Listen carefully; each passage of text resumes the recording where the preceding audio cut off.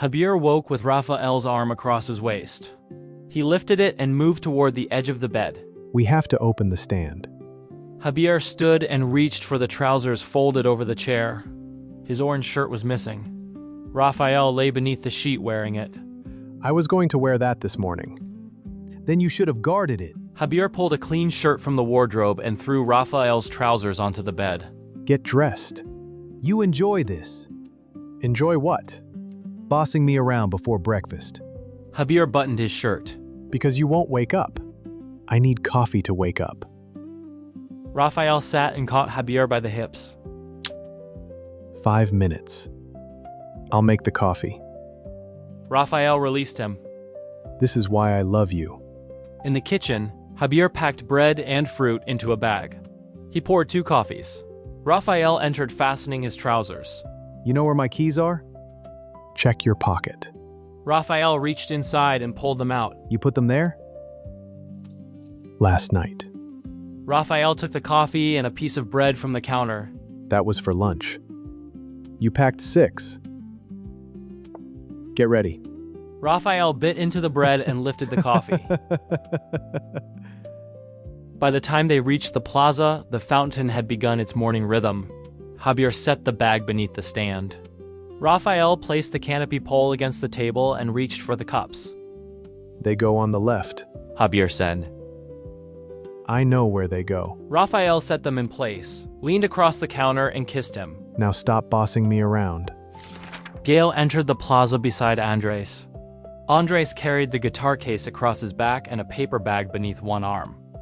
You know I can hold the bag on my lap. I know. Then give it back. Andrés held the bag toward him. Gael looked at it. No. Don't give it back because I said so. Is this a test? No. Yes. I don't know. They crossed toward the fountain. One front wheel met a raised seam in the stone. Andrés reached toward the handles. Gael stopped. I can do it myself. Andrés lowered his hands. Do you want my help? No. Gael pushed across the seam. The wheel caught the edge and cleared it. I'm trying to help. I know. But I can do it myself. They continued toward the orange stand. Rafael saw them first. Javier placed another row of oranges across the counter. Give me that. Gael called. Andrés looked back. Gael placed it across his lap. Andrés leaned down and kissed him. I have to tune. Wait. Javier said. Andrés turned. Javier dropped 2 oranges into the press. Gael lifted one eyebrow. Javier handed him the cup. Andrés took a drink. Thanks. I should go set up now. Gael moved closer to the stand. I'll meet you there. Javier leaned closer. How's it going? He's exhausting. He's trying. He tries too much. Rafael reached for an orange. Javier moved the crate farther from him. Stop eating the oranges. Gael looked between them. You two are the same. We are nothing alike. Javier said. I mean the way you argue. We don't argue. Rafael picked up an orange from the display. Javier took it back from him and returned it to the row. We exchange information, loudly. Rafael added. Gael looked toward the fountain. Andrés had opened the guitar case beside the older musician. Javier followed his gaze. Did he stay over? Gael looked back at him. He's wearing the same shirt. Andrés glanced across the plaza. Gael lifted his cup. Andrés smiled and returned to the guitar. Was it good? Javier leaned closer. Gael took another drink. He nodded once and held out his fist. Rafael looked between them. What did I miss? Nothing, Javier said. That was not nothing. Dinner tonight. Where should we go? My place at 8. Gael said. Your place? I've never seen it. That is why I'm inviting you. A chord sounded near the fountain.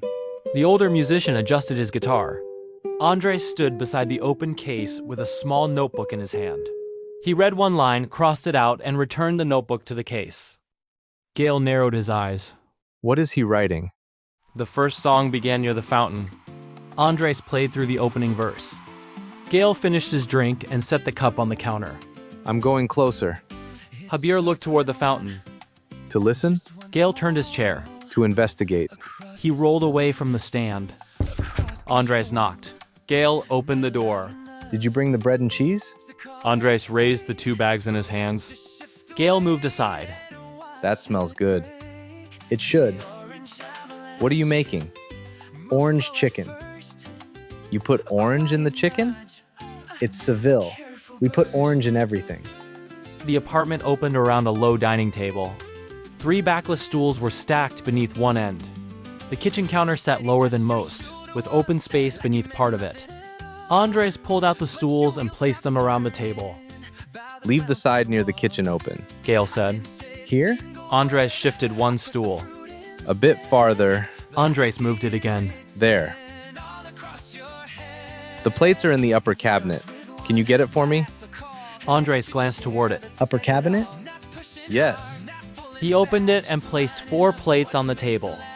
Gael lifted the lid from the pan. Andrés bent over the lower counter and looked inside. That smells better up close. It's family secret. Gael stirred the sauce. Andrés dipped the end of a spoon into it and tasted. What? Gael looked at him. You could have asked. I was checking the seasoning. In my family, that gets your hand slapped. Andrés tasted the sauce again. Too much orange? No. Is it sweet enough? It tastes perfect. Maybe slightly too sweet. Gael looked toward him. That was almost charming. Almost? A knock came from the door.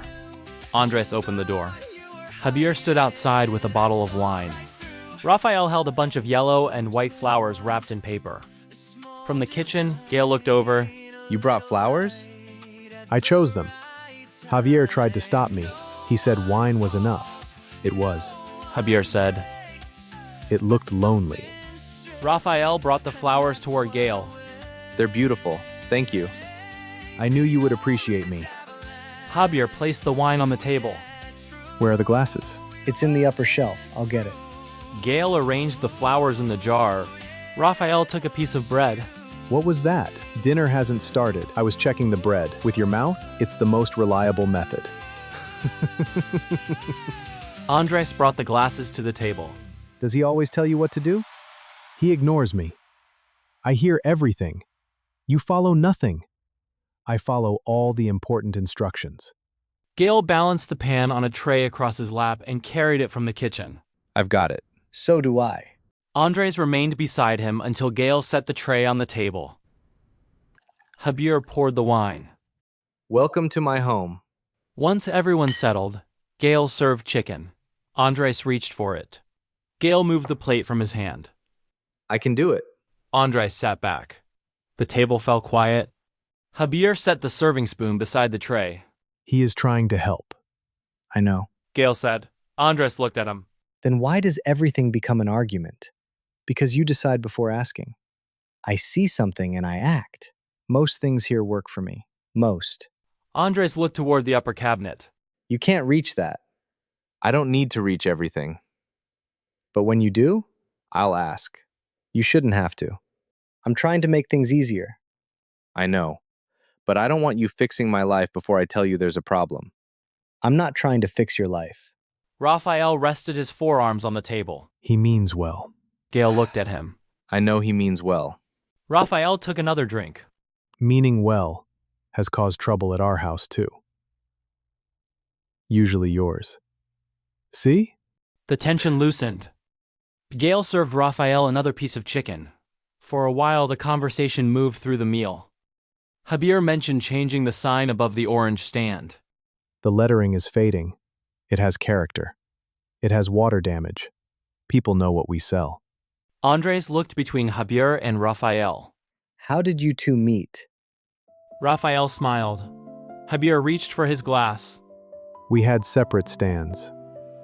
At the Feria, directly across from each other. You both sold orange juice? Mine was better. Rafael said. His had too much sugar. People liked it. It was unhealthy. Mine was pure orange juice. His stand looked like a hospital. It was clean. It was so white. A white canopy, white cloth, white cups. The oranges provided color. Gael laughed. So you hated each other? No. Yes. Javier replied. Rafael smiled. We disagreed. You blocked my cue. You drew a line on the ground. You still crossed it. Yeah, with one orange. You kept rolling it back. Andrés looked at Javier. You drew a real line? With chalk. Across the fairground? Between our stands. He measured it. He wanted his customers to stand wherever they pleased. Javier said. They were enjoying themselves. They were inside my service area. You had no customers. I had customers. You had 3. You counted? You have your own. I was going to pour more wine into yours. Javier stopped. Oh. Gael laughed into his glass. Then the rain came. One of his canopy ties broke. I fixed it before the whole thing came down. I saved his stand.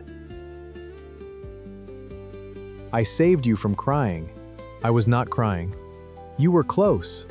I was angry. You look very handsome when you're angry. Javier turned back toward his plate. The rain erased the chalk line. Gael held his glass near his mouth. And then? I sat on his counter and asked which side I was on. Andrés looked toward Javier. And what did you say? Mine. Gael looked at Andrés. Andrés held his gaze. We didn't stop having boundaries after that. Now he tells me where everything belongs, and he moves half of it. Javier placed the spoon down. He looked toward Gael and Andrés and smiled. Respect isn't deciding what someone needs. Andrés listened. It's asking, Javier continued. then accepting the answer. I let him boss me around. It's easier. You ignore half of what I say. I respect the important half. So you decide which half is important? No, honey, you're always right. Gael laughed. Andrés looked toward him. You know I'm trying. I know. I don't always know when to help. You can ask. Gael lifted the serving tray. Andrés watched him carry it to the kitchen. He remained seated. Gael set it beside the stove and returned. Their eyes met. Andrés lifted his glass. Later, Andrés gathered the glasses. Rafael nested the stools beneath the end of the table. Javier looked over. Straighten the last one. Rafael pushed it into line. Happy? Yes. Rafael opened the door. Next weekend, our place. Our place? Yes. Rafael smiled. They stepped into the street. Warm light fell from the balconies. Rafael looked back toward Gael's window. Looks like Andrés is staying. He brought a toothbrush. It was sticking out of the bag. You watch too much. You know me. Completely. They continued down the street. Inside the apartment, Andrés closed the door. Gael turned toward the bedroom. Andrés moved behind him, then stopped. Do you want to push? Sure. Andrés placed his hands on the handles and pushed him down the short hall. Gael turned toward him near the bedroom. That is how it works. I'm learning. Gael kissed him. When Andrés straightened, the notebook rested on the table beside the guitar case. Gael looked toward it. You were writing something this morning. It's nothing. It's just a song I'm working on. A new one? Yeah. Can I see it? Oh, it isn't finished yet. Andrés crossed to the table and picked up the notebook. He looked at Gael, then wrote one line. Your side of the square. The next morning, Javier placed the first row of oranges across the stand. Rafael took one orange and placed it on the opposite side of the counter. Javier caught it before it reached the edge. Work. Rafael smiled. Across the plaza, Gael appeared beside Andrés. Good morning. Rafael rested both elbows on the counter. Gael stopped in front of him. Why are you looking at us like that? I'm observing growth. Javier placed an orange into the press. He means he was watching. I learned from the best. Andrés set the guitar case near the stand. Gael looked at him. You're not setting up?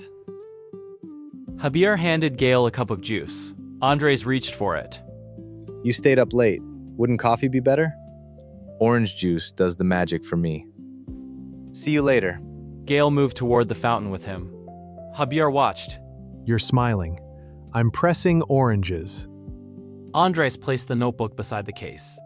The usual crowd began to form around the fountain. Rafael arranged the remaining cups. Javier looked toward the fountain. Andrés stepped in front of the microphone. The conversations around the plaza lowered. I wrote something new last night. Gael looked at him. This song is for someone who has been standing beside me and teaching me how to stop standing in his way. Gael shook his head. This is called Your Side of the Square. He played the first chord. Gael watched him. At the orange stand, Rafael moved closer to Javier. Javier kept his eyes on the fountain. You move through life in your own way. I carry rhythms of my own. Gael looked up. We do not have to lose ourselves to know we both belong. The final chord faded. The plaza answered with applause. Andrés set the guitar beside the chair and walked toward him. Was that too public? Gael reached for his hand and pulled him closer. Andrés bent. Gael kissed him. The applause rose around the fountain. That was very public. You told the entire Plaza you love me. Andrés kissed him once more. At the orange stand, Rafael picked up the orange Javier had placed between them. He rolled it across the counter. Javier caught it. Rafael leaned across the counter and kissed him. The fountain continued behind them. The square returned to its weekend rhythm. This story was created as a promise that the winning country of the World Cup would receive a special follow-up story. Their victory was built through patience, control, and shared understanding. Spain brought us back to Seville to spend another weekend with the men of the Orange Avalanche. Javier and Rafael learned the rhythm across two rival orange stands. Gael and Andrés are finding it now, because loving someone does not mean moving for them. It means learning how to move with them. This is the Orange Avalanche, your side of the square. Don't forget to like, subscribe, and share for more stories on gay audiobooks. YouTube membership is also open, behind closed doors, for anyone who would like to support the channel and enjoy more from these stories. And thank you to all current members for helping make these stories possible. Thank you all for listening, and see you next time.